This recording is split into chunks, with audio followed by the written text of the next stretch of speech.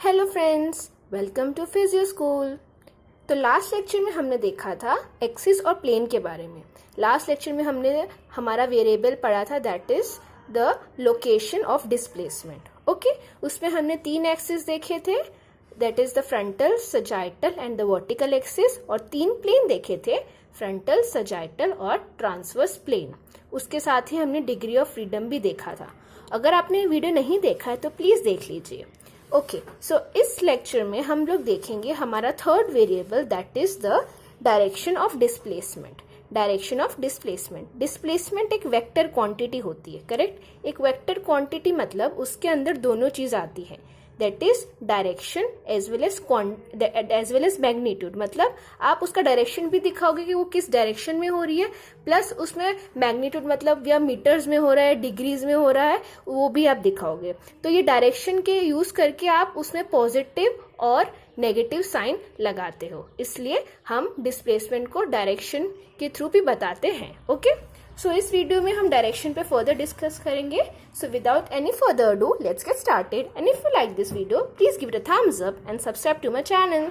Okay, so हमने last time देखा था कि हमारे पास 6 डिग्री ऑफ फ्रीडम होती है। ओके, 3 डिग्री ऑफ फ्रीडम जो होती हैं वो ट्रांसलेशन की होती हैं, और जो 3 डिग्रीज होती हैं वो रोटेशन की होती हैं। ठीक है, तो सबसे पहले हम ट्रांसलेशन की डायरेक्शन की बात करेंगे। ठीक है, सो हमने देखा था हमारे पास 3 एक्सिस होती थी, X axis, Y axis and Z axis. जो एक्स एक्सिस होती थी उसमें जो मूवमेंट होती थी ट्रांसलेशन की वो थी right left movement. Y axis तो जो था उस पर होती थी अप डाउन मूवमेंट, और जेड एक्सिस को अगर 3D में देखें तो मूवमेंट आती थी फॉरवर्ड और बैकवर्ड मूवमेंट। करेक्ट, सो ये अब हमारा मॉडल आ गया है। करेक्ट, अब इस मॉडल के ऊपर हम डायरेक्शंस देखेंगे। ठीक है, so first of all x axis हम देखें तो या तो मूवमेंट राइट को होगी या तो लेफ्ट को होगी। तो आपको याद रखना है, जब मूवमेंट राइट साइड होगी तो आपको उसको पॉजिटिव साइन देना है, और जब मूवमेंट लेफ्ट साइड होगी तब आप उसको नेगेटिव साइन दोगे। करेक्ट, इसको याद रखने के लिए आप बार ग्राफ को याद कर सकते हैं। जब हम बनाते थे ग्राफ बनाते थे बचपन में, तब हम लोग राइट साइड पे सारी पॉजिटिव वैल्यूज लिखते थे और लेफ्ट साइड पे हम सारी नेगेटिव वैल्यूज लिखते थे। तो वैसे ही आपको याद रखना है, जब राइट साइड पे मूवमेंट होगी तो वो पॉजिटिव होगी, और लेफ्ट साइड पे होगी तो वो नेगेटिव होगी। इसको एक और तरीका है याद रखने का कि जब आप अपनी लाइफ में राइट होते हो, जब आप अपनी लाइफ में सही होते हो, तो आप पॉजिटिव फील करते हो। करेक्ट, तो राइट साइड मतलब positive. Okay, so next axis हम देखेंगे वाई एक्सिस। वाई एक्सिस का ओरिएंटेशन हमने देखा है, that is the up down orientation. Correct, तो अब जो मूवमेंट अप डायरेक्शन में होगी, दैट इज ऊपर की डायरेक्शन में, वो पॉजिटिव लेंगे, और जो ट्रांसलेशन नीचे की डायरेक्शन में होगा उसको हम नेगेटिव लेंगे। करेक्ट, इसको भी याद रखने के लिए आप बार डायग्राम यूज कर सकते हो। बार डायग्राम में जो ऊपर की सारी पॉजिटिव वैल्यूज होती हैं और नीचे की नेगेटिव होती है। और एक और साइकोलॉजिकली अगर हम मैसेज ले तो जब हम लाइफ में ऊपर की ऊंचाइयों पे जाते हैं तो हम हमारी लाइफ में और पॉजिटिव फील करते हैं। करेक्ट, सो अपर मूवमेंट सो पॉजिटिव करना है। करेक्ट, अब हमारे पास जो तीसरी एक्सिस आती है वो हमारी आती है जेड एक्सिस। तो जेड एक्सिस को देखने के लिए हम साइड व्यू से देखेंगे तो ज्यादा अच्छे से पता चलेगा। ये साइड व्यू में हमने रख दिया इसको, और हमारी जेड एक्सिस पास हो रही है। तो जेड एक्सिस में 2 डायरेक्शन मूवमेंट होती है, एक फॉरवर्ड डायरेक्शन में, एक बैकवर्ड डायरेक्शन में। करेक्ट, तो जो फॉरवर्ड डायरेक्शन की मूवमेंट्स है वो हम पॉजिटिव लेंगे, और जो बैकवर्ड डायरेक्शन की मूवमेंट्स है वो हम नेगेटिव लेंगे। ओके, इसे याद रखने के लिए भी आप एक साइकोलॉजिकल कोट ले सकते हो कि जिंदगी में आगे बढ़ते रहेंगे तो हमेशा पॉजिटिव फील करेंगे। सो ये हो गई हमारी 3 एक्सिस। उसके अलोंग जो भी मूवमेंट्स है, याद रखिए अलोंग वर्ड, क्योंकि ये ट्रांसलेशन है, मतलब एक्सिस के अलोंग सारी मूवमेंट्स हो रही है। तो ट्रांसलेशन की हमने सारे जो साइंस है वो देख लिए। अब हम रोटेशन के साइंस देखेंगे। अब रोटेशन की मूवमेंट्स 2 डायरेक्शन में होती है, या तो क्लॉकवाइज होता है या तो काउंटर क्लॉकवाइज होता है। ओके, अब जो मूवमेंट्स क्लॉकवाइज डायरेक्शन में होती है हम उन्हें नेगेटिव लेते हैं, और जो movement counter clockwise that is anti clockwise होती है उसे हम पॉजिटिव लेते हैं। अब ये क्लॉकवाइज और एंटी क्लॉकवाइज का जो कंसेप्ट है वो सब्जेक्टिव होता है। अगर आप राइट साइड से कोई मूवमेंट देख रहे हो तो वो आपको काउंटर क्लॉकवाइज या एंटी क्लॉकवाइज लगेगी। अगर आप वही मूवमेंट लेफ्ट साइड से देखोगे तो वो आपको क्लॉकवाइज लगेगी। मतलब डिपेंड करता है कि जो पर्सन है वो किस साइड खड़े होकर वो मूवमेंट देख रहा है। तो हम लोग हमारे रोटेशनल मूवमेंट्स के लिए clockwise and anti clockwise word नहीं यूज करते, उसकी जगह पे हम एनाटॉमिकल टर्म्स यूज करते हैं, और वो टर्म्स हमें पता है, that is flexion extension, abduction adduction, external rotation and internal rotations. ये जो 6 एनाटॉमिकल टर्म्स हम यूज करते हैं वो ये क्लॉकवाइज और एंटी क्लॉकवाइज वाले कंफ्यूजन को हटाने के लिए हम यूज करते हैं। ओके, सो हम एक के बाद एक मूवमेंट्स देखेंगे कि कैसे मूवमेंट्स होती है। So flexion movement, flexion extension movement होने के लिए 3 रूल्स चाहिए होते हैं। पहला रूल कि वो हमें पता है, मैंने लास्ट लेक्चर में, लास्ट वीडियो में बताया था कि वो फ्रंटल एक्सिस और सजाइटल प्लेन में होता है।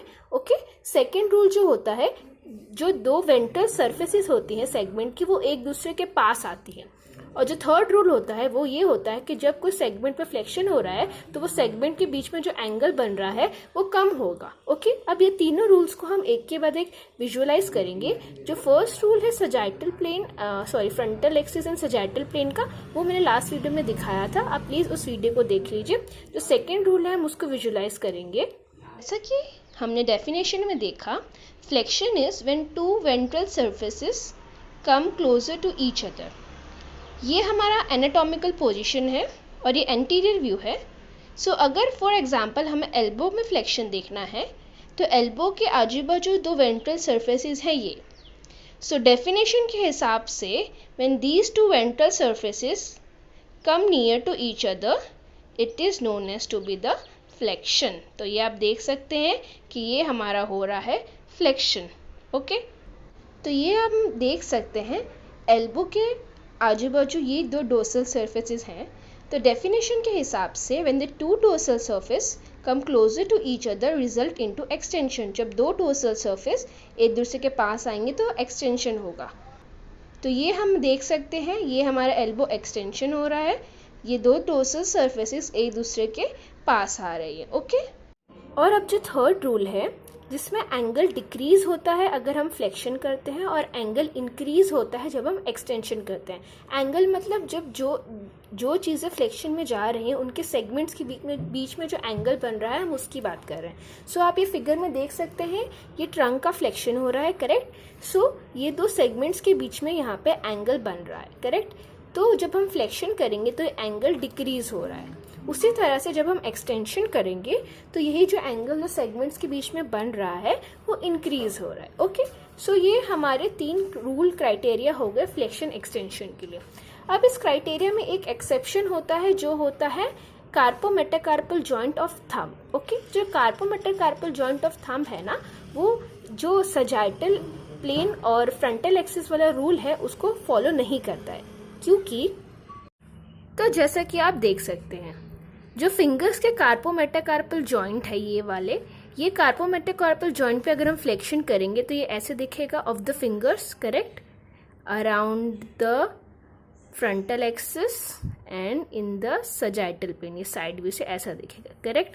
पर कार्पोमेटाकार्पल जॉइंट ऑफ थंब में ऐसा नहीं होता है। कार्पोमेटाकार्पल जॉइंट ऑफ थंब में जो फ्लेक्शन की मूवमेंट है वो ऐसे होती है, देख सकते हैं। ये वेंट्रल सर्फेस है थंब की और पाम की, तो जो फ्लेक्शन होगा वो दोनों वेंट्रल सर्फेस को पास लेके आएगी, करेक्ट। तो वेंट्रल सर्फेस वाला जो रूल है वो तो ये फॉलो कर रहा है, पर सजाइटल एक्सिस और फ्रंटल प्लेन वाला रूल ये फॉलो नहीं कर रहा है, करेक्ट। सो ये वाला एक्सेप्शन है थंब में फॉर फ्लेक्शन और एक्सटेंशन। ये फ्लेक्शन हो गया, ये एक्सटेंशन हो गया। एक और चीज जो हमारा सेकेंड रूल था कि वेंट्रल सर्फेसिस पास आती है फ्लेक्शन में और जो डोर्सल सर्फेसिस हैं वो पास आती हैं एक्सटेंशन में।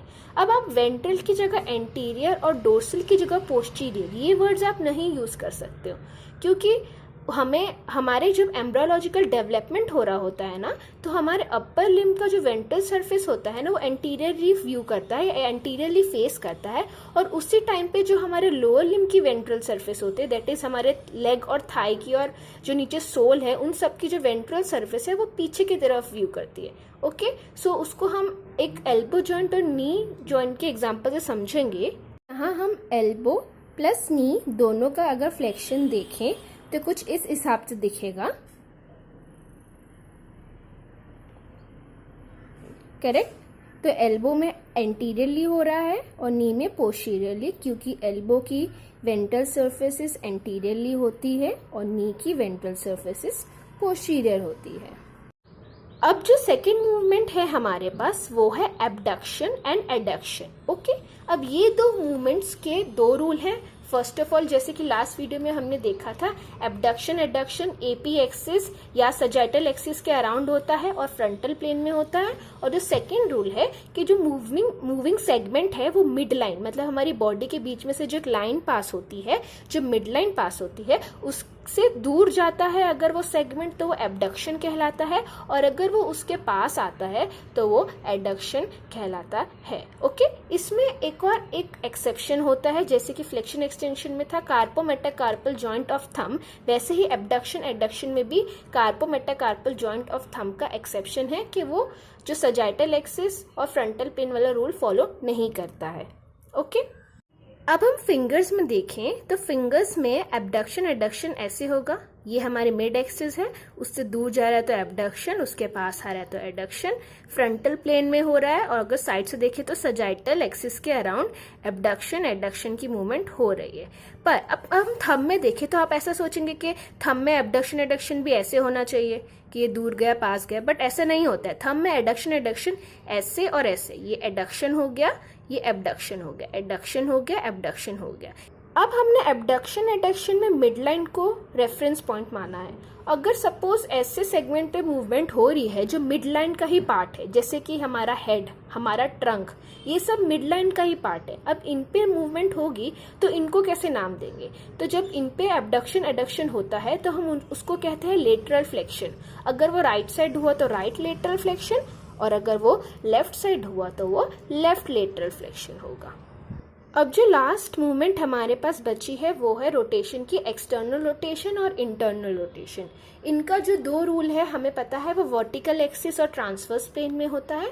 सेकंड रूल ये है कि जो सेगमेंट जो मूव होता है वो ग्राउंड के पैरेलल मूव होता है, प्लस वो segment towards the mid line जाता है। ओके, सो आप ये फिगर में देख सकते हैं, ये इंटरनल रोटेशन हो रहा है, तो ये रोटेशन जो है ग्राउंड के पैरेलल हो रहा है, और प्लस ये पूरा सेगमेंट जो है ये बॉडी की मिड लाइन की तरफ, मिड लाइन के पास जा रहा है। ओके, उसी तरह ये एक्सटर्नल रोटेशन का एग्जांपल है, ग्राउंड के पैरेलल हो रहा है, प्लस ये पूरा सेगमेंट मिड लाइन से दूर जा रहा है। ओके, सो इस एग्जांपल में भी हमने मिड लाइन को रेफरेंस लिया है। सपोज अब उस सेगमेंट में रोटेशन हो रहा हो जो मिड लाइन का ही पार्ट हो, again the head and trunk, तो उसको हम लोग लेफ्ट रोटेशन या फिर राइट रोटेशन के नाम से बोलेंगे। ये फिगर में आप देख सकते हैं, नेक का लेफ्ट रोटेशन हो रहा है और ये नेक का राइट रोटेशन हो रहा है। ओके, तो इस वीडियो में हमने डायरेक्शंस देख ली, सारी डिस्प्लेसमेंट की। अपकमिंग वीडियो में हम नेक्स्ट वेरिएबल पढ़ेंगे। Thanks for watching.